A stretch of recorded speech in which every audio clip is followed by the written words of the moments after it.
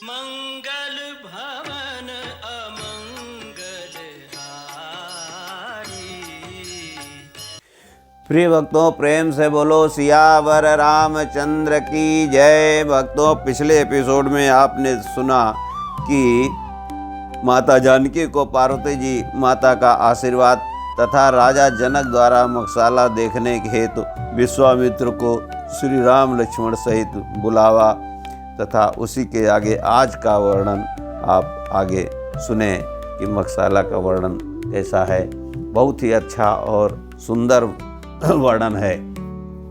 मंगल भवन मंगल हारी, द्रवौ सो दशरथ अजिर बिहारी। श्री स्वयंवर देखिय जाई, ये सुकाहि धो देई बड़ाई। लखन कहा जस भाजन सोई, नाथ कृपा तप जा पर होई। चलकर सीता जी के स्वयंवर को देखना चाहिए। देखें ईश्वर किसको बड़ाई देता है। लक्ष्मण जी ने कहा, हे नाथ, जिस पर आपकी कृपा होगी वही बड़ाई का पात्र होगा। धनुष तोड़ने का श्रेय उसी को प्राप्त होगा। हर से मुनि सब सुन बरबानी, दीनी असीस सबहि सुख मानी। मुनि मुनि वृंद समेत कृपाला, देखन चले धनुष मगसाला। सब इस श्रेष्ठ वाणी को सुनकर सब मुनि प्रसन्न हुए। सभी ने सुख मानकर आशीर्वाद दिया। फिर मुनियों के सहित समूह सहित कृपालु श्री रामचंद्र जी धनुष यज्ञशाला देखने चले। रंग भूमि आए दो भाई, अस सुधि सब पुरवासिन पाई। चले सकल ग्रह काज विसारी, बाल सुबान जरठ नर नारी। दोनों भाई रंगभूमि आए और ऐसी खबर सुनकर सब नगरवासियों ने पाई। तब बालक जवान बूढ़े स्त्री पुरुष सभी घर और कामकाज को भुलाकर चल दिए। देखी जनक वीर भय भारी, सुच सेवक सब लिए हकारी। तुरत सकल लोगन पै जाओ, आसन उचित देव सब काहू। सब जनक जी ने देखा कि बड़ी भीड़ हो गई है, तब उन्होंने सब विश्वास पात्र सेवकों को बुला लिया और कहा कि तुम लोग तुरंत इस लोगों के पास जाओ और सब किसी को यथा योग्य आसन दो। कही मृदु वचन विनीत तिन बैठारे, नर नारी उत्तम मध्यम नीच लगो, निज निज तल अनुहार। उन सेवकों के कोमल एवं नम्र वचन सुनकर उत्तम मध्यम नीच और लघु सभी श्रेणी के स्त्री पुरुष को अपने अपने योग्य स्थान बैठाया। राजकुमार तय अवसर आए, मनोहरता तन छाए। गुण सागर नागर बर वीरा, सुंदर श्याम लगा और शरीरा। उसी समय राजकुमार राम और लक्ष्मण वहाँ आए। वे ऐसे सुंदर हैं मानो साक्षात मनोहरता ही उनके शरीरों पर छा रही हो। सुंदर सांवला और गोरा उनका शरीर है। वे गुणों के समुद्र चतुर और उत्तम वीर हैं। राज समाज विराज तरूर, उडगन महुजन जुग विदपुर। जिनके रही भावना जैसी, प्रभु मूर्ति देखी तिन तैसी। वे राजाओं के समाज में ऐसे सुशोभित हो रहे हैं मानो तारागणों के बीच दो पूर्ण चंद्रमा हो। जिनकी जैसी भावना है, प्रभु की मूर्ति उन्होंने वैसी ही देखी है। देखई रूप महारन धीरा, मनोह वीर रस धरे शरीरा। डरे कुटिल नृप प्रभु निहारी, मनो भयानक मूर्ति भारी। महारण धीर राजा लोग श्री रामचंद्र जी के रूप को ऐसा देख रहे हैं मानो स्वयं वीर रस शरीर धारण किए हुए हैं। कुटिल राजा प्रभु को देखकर डर गए मानो बड़ी भयानक मूर्ति हो। रहे असुर छल छो निपवेशा, तिन प्रकट काल सम देखा। पुरवासिन देखे दो भाई, नरभूषण लोचन सुखदाई।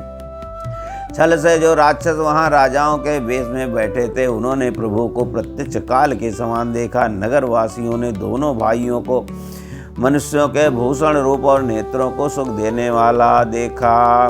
नारी बिलोकत हर्ष सिय, निज निज रुचि अनुरूप। जन सोहत सिंगार धरे, मूर्ति परम अनूप। स्त्रियां हृदय में हर्षित होकर अपनी अपनी रुचि के अनुसार उन्हें देख रही हैं, मानो श्रृंगार रस ही परम अनुपम मूर्ति धारण की सुशोभित हो रहा हो।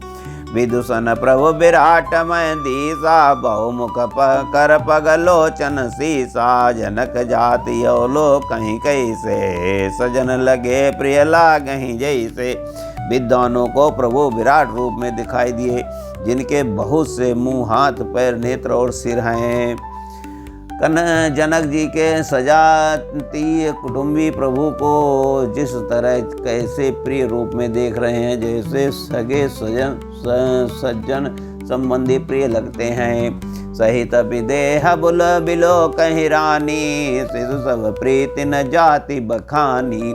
योगिन परम तत्व में वासा सात युद्ध सम सहज प्रकाशा।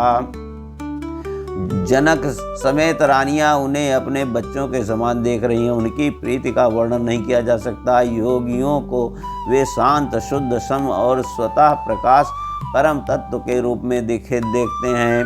हरि भगतन देखे दो भ्राता इष्ट देव युव सब सुख दाता। राम चतिव भाई जैसी आस हो स्नेह सुख नहीं कथनिया।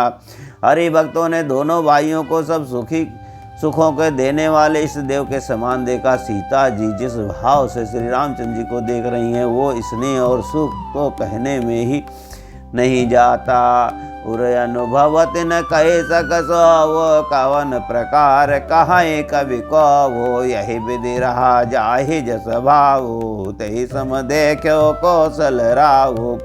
उस स्नेह सुख का तो हृदय में अनुभव कर रही हैं पर वे भी उसे कह नहीं सकती। फिर कोई कभी उसे किस प्रकार कह सकता है। इस प्रकार जिसका जैसा भाव था उसने कौशलाधीश श्री रामचंद्र जी को वैसा ही देखा।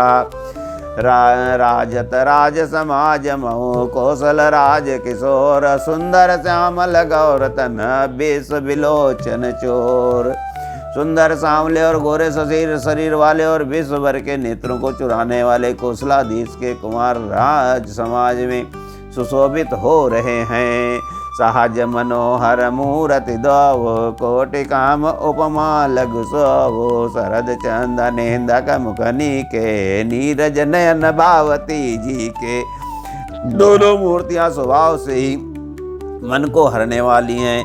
करोड़ों कामदेवों के उपमा भी उनके लिए तुच्छ है। उनके सुंदर मुख शरद के चंद्रमा की भी निंदा करने वाले हैं और कमल के समान नेत्र मन को बहुत ही भाते हैं। चितवन चारु मार मनुहरणी भावति हृदय जाति नहीं बरनी। कल कपोल श्रुति कुंडल लोला चिबुगी अधर सुंदर मृदु बोला। सुंदर चितवन है कामदेव के भी मन को हरने वाला है। वो हृदय को बहुत ही प्यारी लगती है पर उसका वर्णन नहीं किया जा सकता। सुंदर गाल हैं, कानों में चंचल झूमते हुए कुंडल हैं। ठोड़ी और अधर सुंदर हैं। कोमल बाड़ी है। कुमुदि बांधो कर निंदा कहाँ सा। प्रगुटे विकतन मनोहर नासा। बाल विशाल तिलक जल काही कच बिलोक यलि अव लील जाही। हंसी चंद्रमा की कारणों का तिरस्कार करने वाली है। भौवें टेढ़ी और नासिका मनोहर है। चौड़े ललाट पर तिलक झलक रहे हैं। बालों को देखकर भंवरों की पंक्तियां भी लजा रही हैं। पीत चौतनी सिरन सुहाई कुसुम कली बिच बीच बनाई। रेखे रुचिर कमुकल गीवा जन त्रिभुवन सुषमा की सीवा। पीली चौकोनी चोपियां सिरों पर सुशोभित हैं जिनके बीच बीच में फूलों की कलियां बनाई हुई हैं। शंख के समान सुंदर गले में मनोहर 3 रेखाएं हैं जो मानो तीनों लोकों की सुंदरता की सीमा है। कुंजर मणिकंठा कलिता वरन तुलसिका माल। वृषभ कंध के हरिटवन बल निधि बाहु विशाल। हृदयों पर गज मुक्ताओं के सुंदर कंठे और तुलसी की मालाएं सुशोभित हैं। उनके कंधे बैलों के कंधे की तरह पुष्ट हैं और एड़े एड़ी खड़े होने का शान सिंह की सी है, और भुजाएं विशाल और बल की भंडार हैं। कटि तो नीर पीठ पट बांधे, कर सर धनुष बाम के बर बकांधे। पीत जाग्य वो वीत सुहाए, नकसिक मंजु महाछ बिछाए।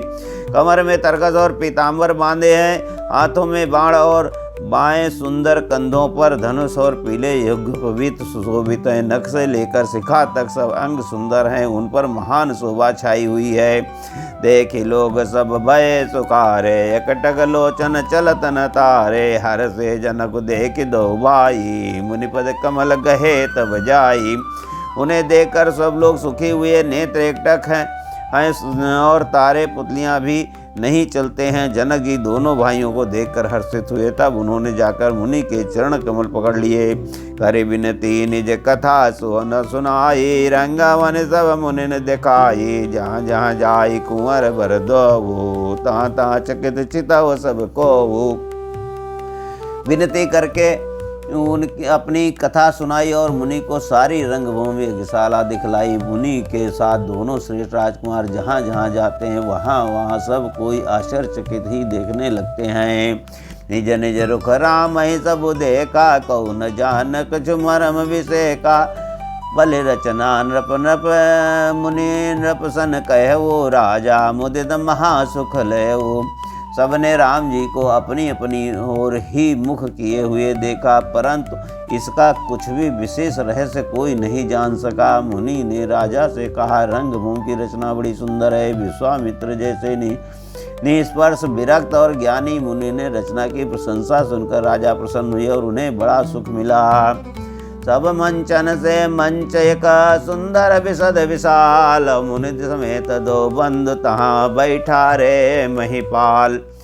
सब मंचों से एक मंच अधिक सुंदर, उज्जवल और विशाल था। राजा ने मुनि सहित दोनों भाइयों को उस पर बैठाया। प्रभु देख सब नृप ही हारे, जनुरा के सब उदय भय तारे।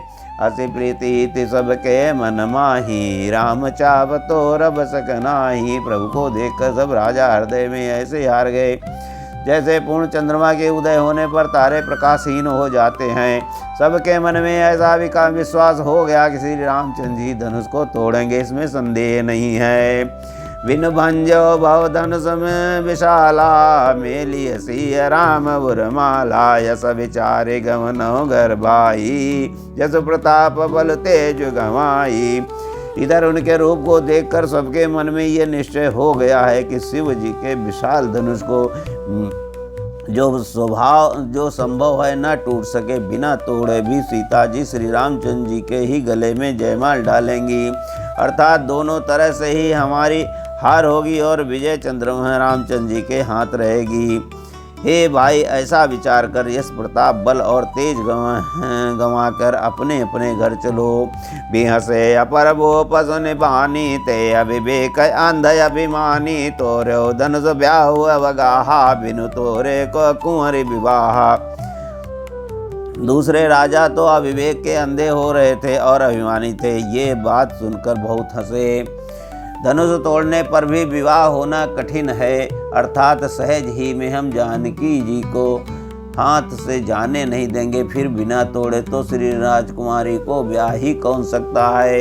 एक बार कालो कि न हो सियहि असमर जितब हम स्वो। या सुनी अमर महीप मुस्काने, धर्मशील हरि भगत सयाने।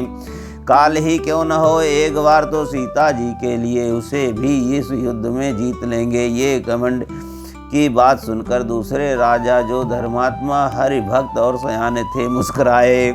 सी अबिया राम गजब दूर करनपन के, गर्भ दूर करनपन के। जीत को सग संग्राम, दशरथ के रन बांकुरे। बोलो सियावर रामचंद्र की जय। उन्होंने कहा, राजाओं के गर्व दूर करके श्री रामचंद्र जी सीता जी को ब्याहेंगे। महाराजा दशरथ के रण में बांके पुत्रों को युद्ध में तो जीत ही कौन सकता है। बोलो सियावर रामचंद्र की जय, पवन सुत हनुमान की जय। भक्तों, आज का एपिसोड यहीं पर समाप्त होता है। अगला एपिसोड में अगली कहानी आप सुनेंगे। प्रिय भक्तों, अगर आपको एपिसोड अच्छा लगता हो इसे लाइक करें, सब्सक्राइब करें और शेयर करें। धन्यवाद।